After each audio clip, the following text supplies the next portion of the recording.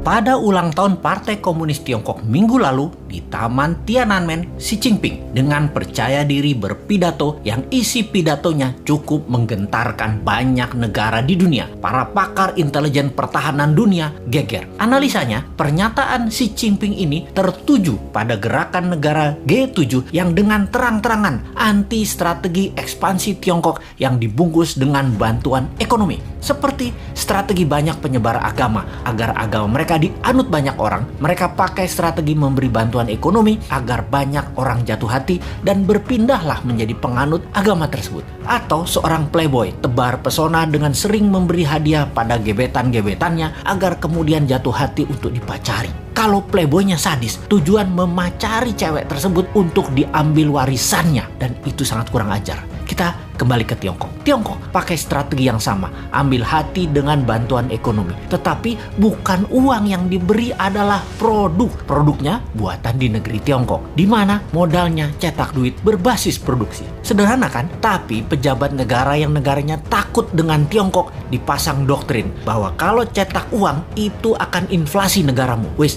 sakarepmu bos. Ingat, jabatan ada batasnya, ilmu juga ada batasnya. Hanya kebodohan yang ada batasnya. Nanti New Mind pakai strategi sama, memberi. Kalau sekarang kita lanjut dengan G7 yang anti strategi Tiongkok dan akan mempunyai program B3W yang menyediakan anggaran 10 kali anggaran Tiongkok ekspansi ke luar negeri. Kalau New Mind jadi, kita nggak pakai keduanya, kita main sendiri. Wis, pinter kalau urusan dalam negerinya. Ke luar negerinya, kedua pihak G7 dan Tiongkok kita mainkan. Lalu Xi Jinping mengatakan akan melakukan 3 hal: memenggal kepala negara yang melawan dan membuli dan membuat masalah dengan Tiongkok. Tiongkok akan membangun 100 silo. Silo adalah tempat peluncuran nuklir warhead roket. Kemudian akan mengambil secara utuh kembali, yaitu Taiwan, Macau, dan Hong Kong. Ini agresi militer niatnya. Biden, pemimpin Amerika, gemetar. Dan Biden mengajak Tiongkok, Rusia, dan Amerika untuk membuat pertemuan 3 negara. Di sini, perebutan global power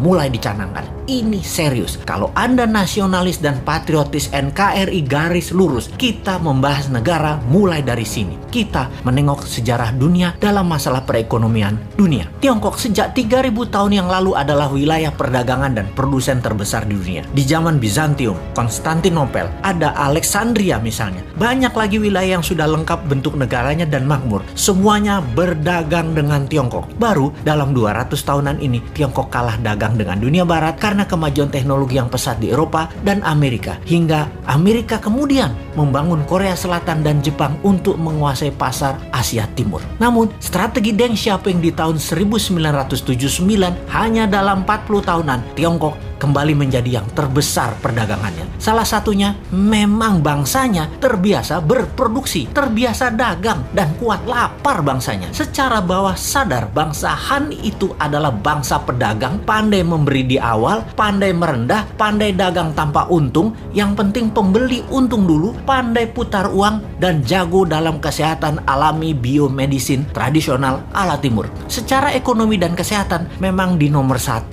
dan 2 kan, baru makanan. Mereka itu jago makan. Makanan mereka enak-enak. Secara dasar kehidupan, pola pikir bawah sadar mereka ya happy-happy dan kerja keras. Work hard, play hard. Jangan kayak di negara tetangga, banyak yang work soft, no play. Ai mate dah lu.